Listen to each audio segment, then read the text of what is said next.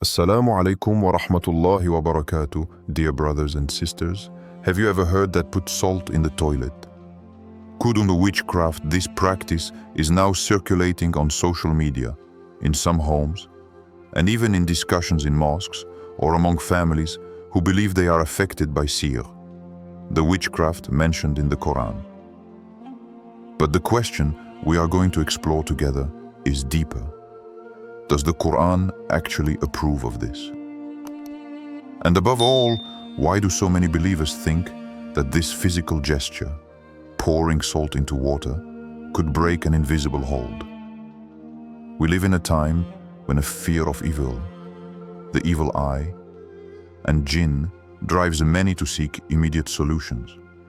In West Africa, Indonesia, and even Europe, people report that after throwing salt in their toilets, their nightmares stopped or their family tensions disappeared. For others, this gesture is merely a symbol, that of purifier, of a return to the earth, that which evil has tried to corrupt. But the Quran, however, offers a different understanding. He speaks to us of real evil, of the cunning of those who practice magic, but also of the power of remembering Allah, of dhikr, and of the sincere faith. So, what does this gesture really mean? And what if behind this custom lies a spiritual truth that many are unaware of? Before we go any further, take a second. Have you ever heard of this practice? Or even tried it? Write a yes or no in the comments, and tell us where you're from. Let's see how many countries are familiar with this ritual. Step 1. Sihr, sorcery, in the Quran. Between reality and illusion. The word sihr, translated by witchcraft, comes up several times in the Quran. It does not refer to a simple superstition, but a spiritual reality that God has recognized and warned against.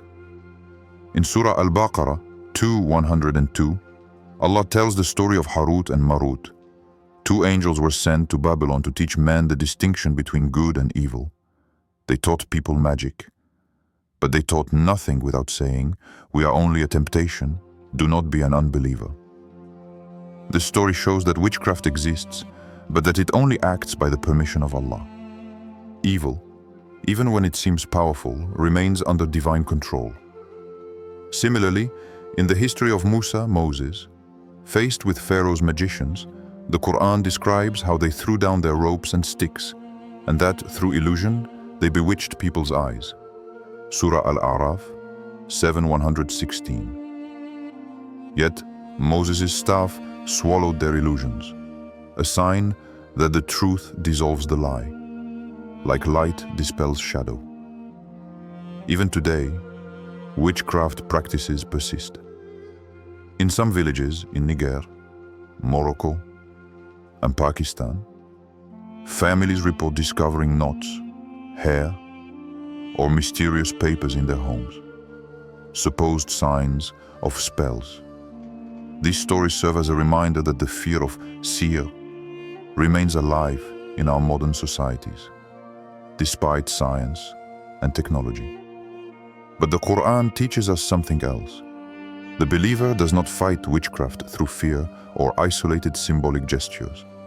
He fights it through faith, patience, and the recitation of the words of Allah. And we send down of the Quran that which is healing and mercy for the believers. Surah Al-Isra 17:82. It is this spiritual healing and not matter alone which truly liberates from the effects of sihr. Yet, understanding this requires crossing a bridge, the one between popular belief and Qur'anic wisdom. This is where the symbol of salt comes into play. Close your eyes for a moment and think about the last time you felt spiritually attacked. What did you do? Did you recite a surah? Look for a material remedy? Write in the comments your spiritual reflex when you feel negative energy around you. Step 2. Salt, a symbol of protection and contemporary beliefs. Salt has been used for centuries in many cultures, such as barrier against evil, whether in the house, around the fields, or even in the toilet. But why salt? Because it purifies, absorbs, and dissolves. In appearance, just as it dissolves in water. Even today, families in Nigeria, Morocco, and Indonesia tell stories that pour salt into the toilet or around the house. It helped to calm inexplicable tensions, stop arguments, or make nightmares disappear. On some online forums, testimonials recount, "I threw salt in my toilet after a neighbor cursed me. The next day, my problems subsided. I know it's Allah, but the salt gave me a concrete gesture to reassure myself." This practice is symptomatic of a deep human need, that of materializing our faith in order to feel control over the invisible. But beware, true protection never comes from salt itself, Morid Allah. The Quran reminds us that witchcraft exists more than faith, and dhikr, remembrance of Allah, are our true shields. As in the story of Moses and Pharaoh's magicians, the divine staff swallowed the illusion of the ropes. The supernatural may be apparent, but only the power of Allah dissolves real evil. Thus, salt becomes a symbol and psychological support, but not a source of power in itself. In some popular practices, people recite surahs over salt before flushing it down the toilet, a way of combining faith and concrete action by ensuring that intention, niyyah, remains correct. This duality is fascinating. On the one hand, the modern world with its fears and superstitions. On the other hand, the guidance of the Quran, which teaches us to protect ourselves through prayer, faith, and spiritual purification. Think for a moment. Have you ever used an object or gesture to protect yourself, believing it had some kind of power? Write in the comments about this gesture and what it brought you. Then, let's reflect together on the difference between a symbol and true protection. Step 3. Salt in the toilet. Myth, practice, or symbol. A popular practice is circulating, putting salt in the toilet to break a spell. It can be found on forums, YouTube videos, and in some homes in Africa, the Middle East, and even Europe. Testimonies abound. After pouring salt into my toilet, the argument stopped and I felt lighter. I know it is Allah who protects, but this gesture reassured me. Others recount how they read surahs from the Quran before throwing the salt into the water, as if to link the ritual to the remembrance of Allah. But what does the Quran actually say? No verse indicates that salt in itself possesses spiritual power. Protection, according to the Quran, is found in the sincere faith, Tawhid. Reciting protective surahs such as Al-Falaq and An-Nas, dhikr and supplication, dua, purity and justice in our actions.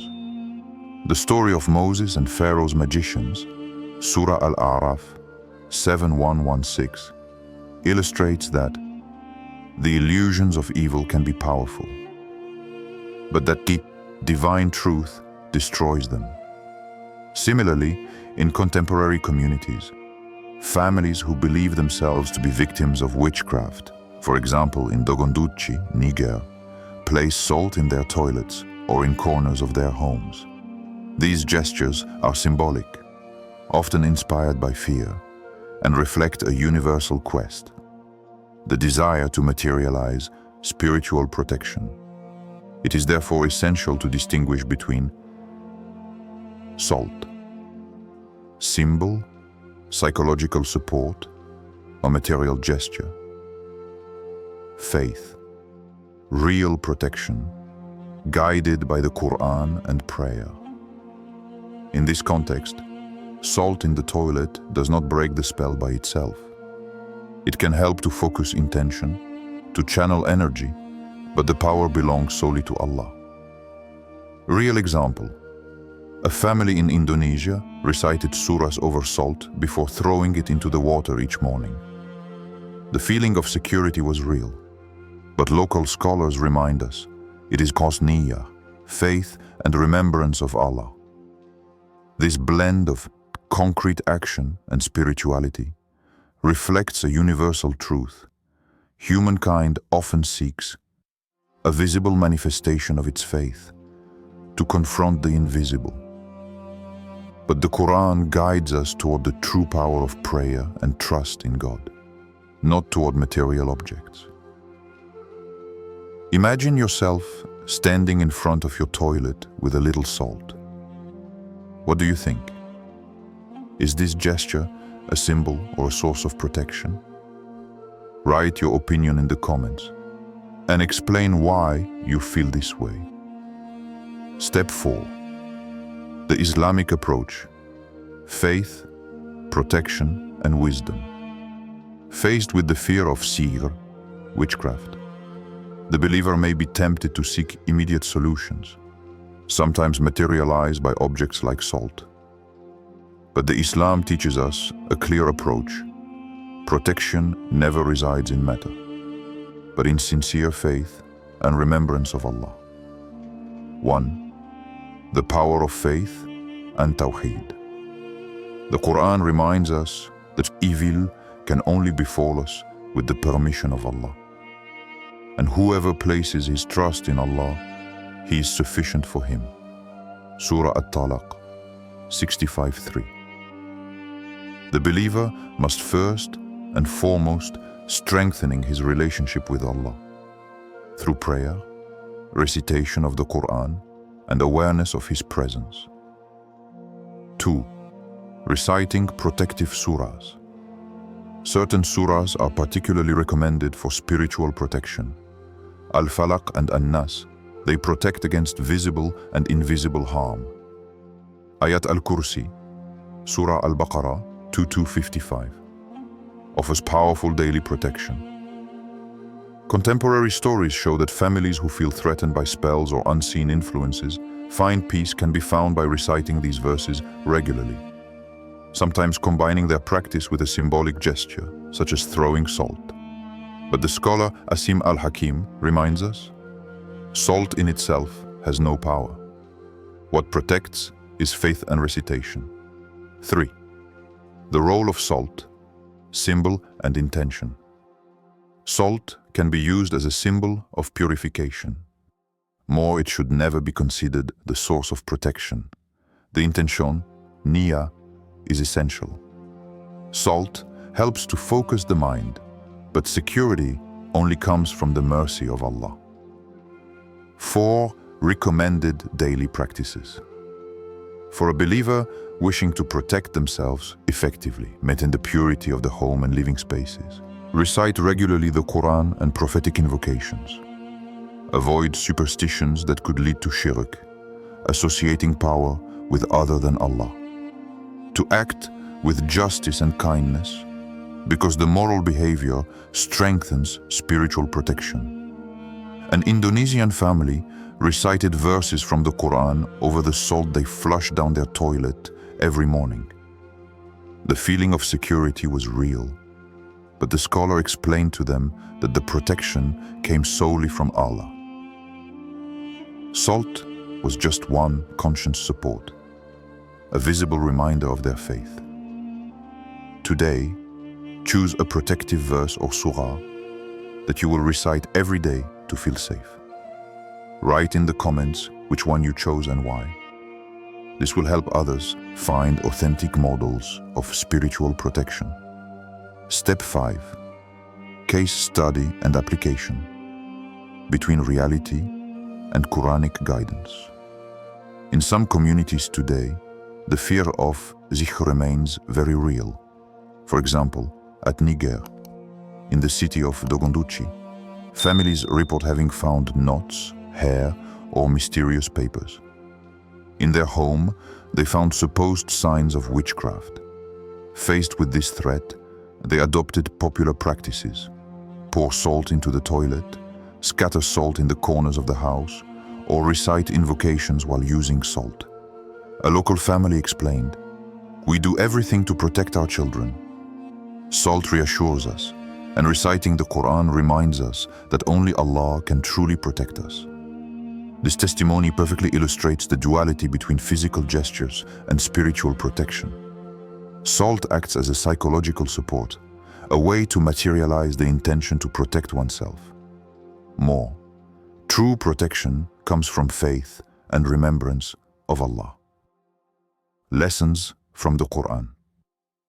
The Quran teaches us that invisible attacks can exist, but that they are never beyond divine control. The stories of the prophets, like Moses facing Pharaoh's magicians, show that truth and divine guidance surpass all illusion. Believers must therefore act with faith and wisdom, and not out of fear or superstition. Practical application for today. Recognizing fear, accept that the feeling of being attacked is human. Act with intention. If using salt, do it as follows. Symbol of purification, not as a source of power.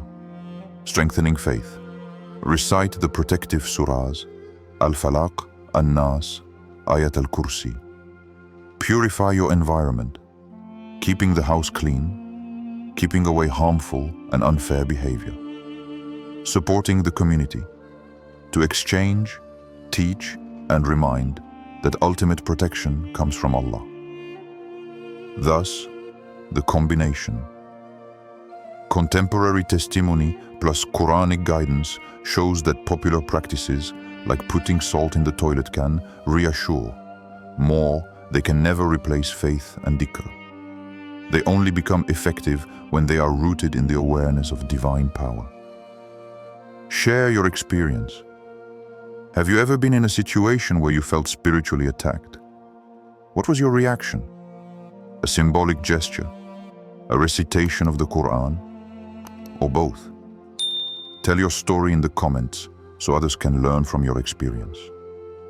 Today, we explored a fascinating topic.